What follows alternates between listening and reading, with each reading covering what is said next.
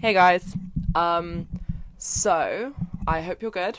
Today we are going to be talking about something that I have called the fairy tale fantasy.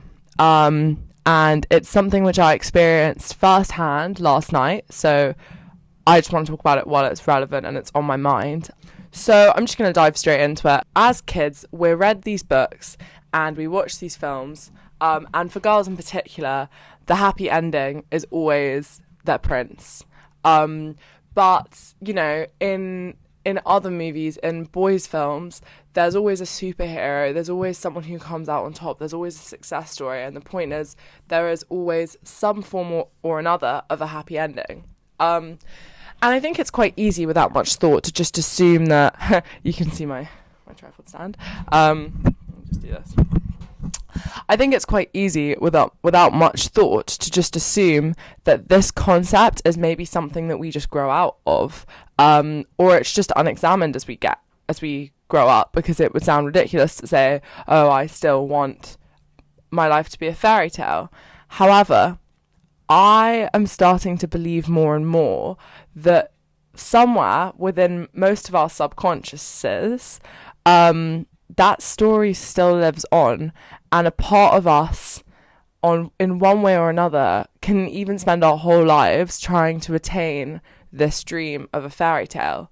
A classic example of this is the American dream. The American dream is, to a large extent, it's a promise of something, but it's also, for the majority of people, all it will ever be is a dream, or in other words, a fairy tale, because the probability of you being the one with the white picket fence and the happy family and the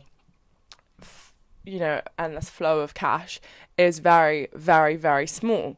But I don't think that that's the problem. I think that the problem is more, the thing that's detrimental to us is more being unable to shake this desire within us, to shake the unfulfilledness that comes with having an unattainable or potentially unattainable dream.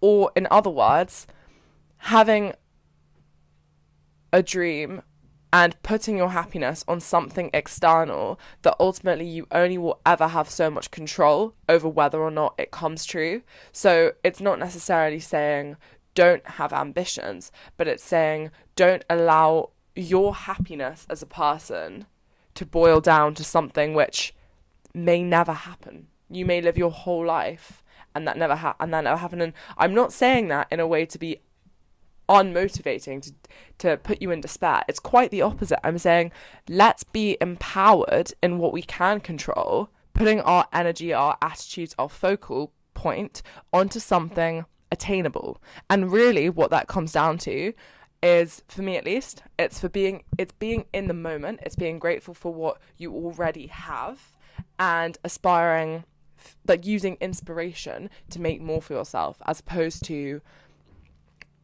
doing quite the opposite and putting everything on an idea, an ideal or a concept which may or may not ever amount to anything for you.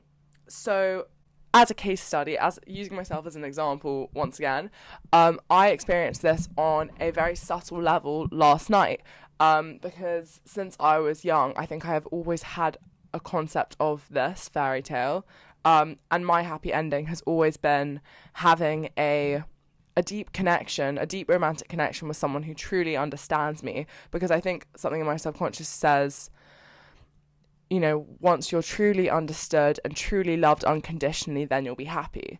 And so every time I find myself in a situation where somehow my mind translates what's going on as a potential promise of that, I lose my focal point on the moment and I go into a mode where all I care about, my what are they called, these things?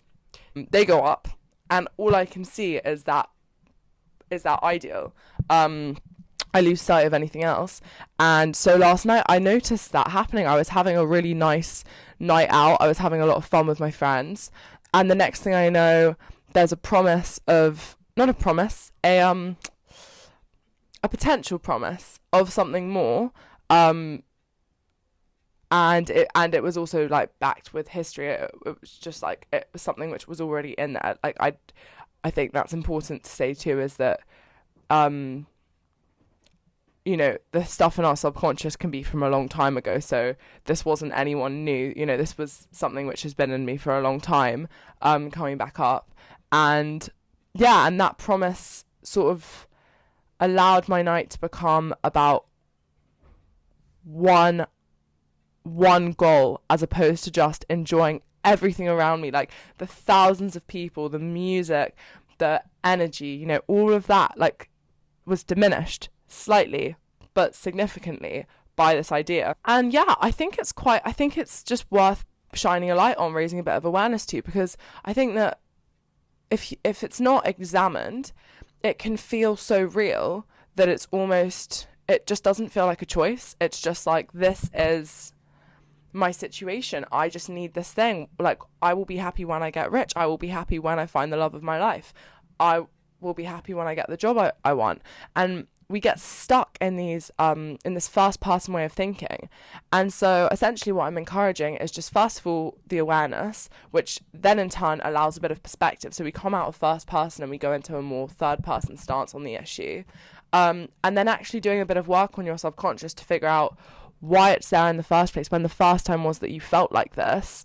And for me, my way of dealing with it has been using this TM course and doing guided meditations into my subconscious and feeling the sensations, because at the end of the day, all it boils down to is the sensations within you, and they drive your actions. So yeah, of course there has to be a dance between the intellect understanding it and the body responding to it, but really the thing that's going to get rid of it ever coming up is the sensations in your body, and familiarizing yourself to them, and knowing when one kicks off, oh, that's just that again, that's what's going on in there, you know, that kind of thing. So that's how I'm going to work through that, and I'll let you know how my progress goes. It's sort of something I can't avoid, because, you know, the nature of it's a bit of a double-edged sword, because the nature of going out and drinking and being surrounded by people means that I'm walking on a landmine for my subconscious in this department, because there is just that promise of meeting someone who you may have that connection with, or for me, of seeing someone from my past who maybe will finally understand me, sort of thing. And yeah, it's just sort of like it slapped me in the face. And I think that if you look closely enough, you might find that in some ways the same thing is happening for you, because our triggers just keep coming back to us. So I'm just gonna give it, like, take it by the horns and try and actually debase the myth. And yeah, that is all from me today. Lovely chatting once again. I will talk to you soon. Bye, guys. Okay, actually, this is getting ridiculous now. I've been doing this for almost a week, and my endings are still shocking. So I'm going to figure one out right now.